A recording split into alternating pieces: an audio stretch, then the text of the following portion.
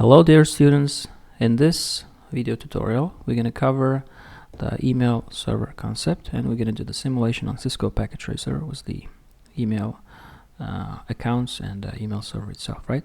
But before we start the simulation with Cisco Packet Tracer, I would like to give you a basic idea about the email usage and its way how it's delivered to the customer, right? So these days the free email account providers like Gmail and Yahoo, they are getting quite popular, right? So these whenever you create email from these domains, you don't have to be a employee or a member of a particular organization. You just use these services, right? But the actual idea behind the email and the email address or the email server is companies usually they come up with they have their own email address, right? So that the information exchange can be stored for future use, right? For example, in this occasion, you can see the Outlook that is designed for the company Central Asian University, right? So you can see also the domain also is provided with the specifically designed for that business. Here is the Central Asian, right? So yeah, this is the basic idea. The companies, they will have their own email address and they will have their own email stored in the email service, in email server hardware computers, right? So, and now we see the same scenario in the simulation, right? So here I have set up some basic layout to save our time. So we have 3 different machines. We have a laptop, we have the tablet and the smartphone. And I provided here with a label what kind of email address we want to assign: HR Central Asian, right? Sports Central Asian, and the manage at the Central Asian.us, right? So these are the email addresses that will be assigned for these devices. Sorry. So to simulate the email server, so we need a server computer. So here I set up the server computer, and we need a switch, so they are connected. And from the physical standpoint, you can also see we have 2 rooms. This is the server room with an email server computer, which is connected to the switch, right? And then this is the one on the left, on the right, sorry, is the room that has the network access through the wireless device. So we have the smartphone, tablet, and the laptop, right? So what we have to do is first let's give the IP address for these devices. So starting with the server computer, so we'll give the IP address as 192.168.1.1, right? And then we will give the IP address for the laptop. It's 192.168.1.100, and the other one is going to be 192.168.101, and the last one is the 192. Oh, sorry, I made a mistake. Let me open the smartphone. Yeah, 192.168.1 and 102, right? So we set up the IP addresses statically for each device. Now they're connected to the access point. Also, the access point has a SSID as the CAU Wi-Fi, and each device here connected to this wireless device with the password, right? So everything is set up. So we connect the wireless access point to the switch, and so the connection was set up. So now you can see there's a line between these 2 rooms, right? So this room with a wireless access point has connected to the server room, if we say so, right? So you can see the cable going out of the room.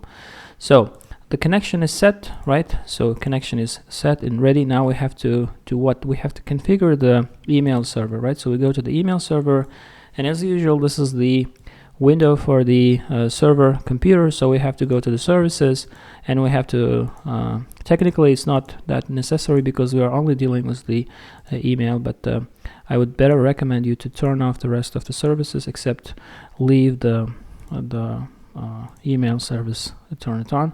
So I will turn off the rest of the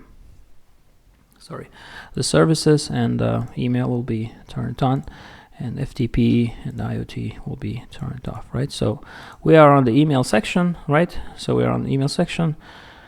And so we turn on the SMTP and the POP3 by default, and here we have to provide the domain, right? So on these labels I specified the domain as a centralasian.us, so we'll provide that centralasian.us as a domain, and you have to set that, or some way you have to save it, right? So make sure you don't make any spelling mistake. So we set that, and we provide the username. So this one is going to be HR, and the password can be for example 12345. So we added the user. The next one is the sports, right? Sports, and the password is the same. And the last one is the manage position, right? Manage 12345. So 3 different users are added. Now we are done with the server side. So once we check the IP address is given, right? So we can go from the IP configuration, right? So IP address is given is 101, and the rest of the computers starting with 100, 101, and 102 are given as IP address. So the network is set up between the devices. And now we will configure the email from the client side. So we go to the desktop or the list of software installed on this simulated computer, right?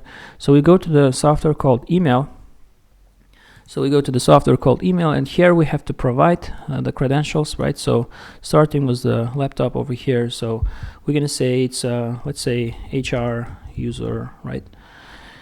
And the email as we provided in the label Central Asian, HR at Central Asian. Make sure that you don't make any spelling mistakes. Central Asian, Central Asian. Yeah, I think I didn't make any spelling mistake. Then the incoming IP address is the IP address of the server. Outgoing is the same, and the username is simply HR, and the password is we provided 125. Right, so we save it. Now the access has been given to the mail, and we'll try the same for the tablet, right? We go to the email, and we provide the credentials as sports. So this is going to be sports user, right? Sports at Central Asian.us, right? And once again the IP address is the same for the incoming and outgoing, right? And then the username is sports. The password is 12345, right? So let me check that for the sports, whether it's with S or without S. So I go to the email. Yeah, it's a sport, right? So I have to update that. So I'll go to the email. So I have to configure the mail, so I will write here sport, right? So I'll save it, and yeah, the last one. So this one also gave an access to the email user interface, and the last one, we go to the email, and then we set up the name as a, let's say, management user, right? And then email address is going to be manage at centralasian.us, and incoming and outgoing IP address is going to be 1 and 1, right? And the username here is the manage 12345, right? Saved it. So let me check one last time the list of users, right? So we have the HR, we have the support, and we have the manage, right? So each of them have a password 125, and as we check the credentials, let's say for the first laptop user, we have the email, right? So we check the configuration, so it's HR, and the password is 5 characters, right?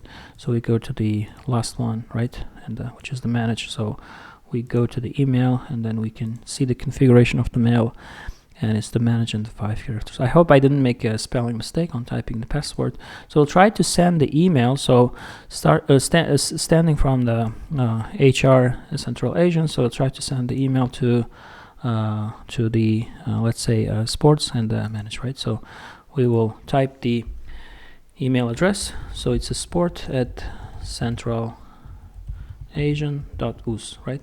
It's I think it was the sports. Let me check one more time. The email address that I set up for the sports. So it's yeah, it's a sports with S, right? So it's a sport with S. So we can shorten it with just the sport as well. That's not a big deal. So we will write the email to the sport.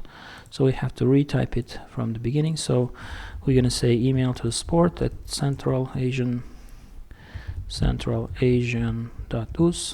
sportcentralasian.us, sport facility setup, right? Some basic information like please set up the sport facility for football tournament, right?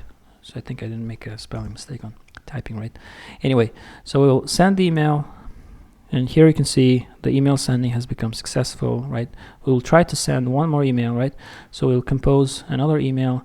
We will send this time the email to the manage, right? So we write here the manage, and so in this case we will ask something like event gathering, and in the content we can say on coming, let's say Friday, we have event, right? So that would be more than enough. We send that. So the second email is also sent, and then we can check it from each particular user.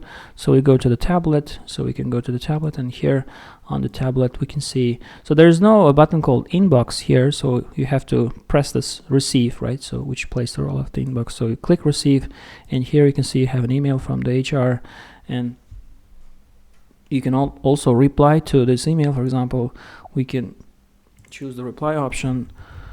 Thank you, it will be set, right? So we sent the email sent successfully, right? And then we go to the smartphone user, right? And then here we choose the receive, and we see that there's email sent from the HR. So we simply can respond like thanks for informing, right? Thanks for informing, send it.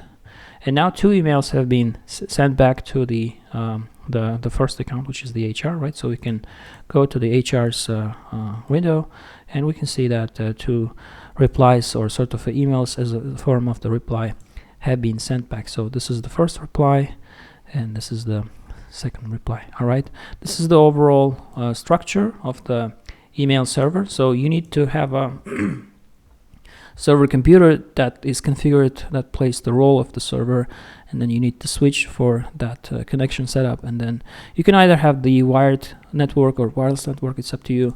And if you set up the physical side as well, it would also give a pretty good picture of the entire network, right? So with that said, that's all about the email server configuration.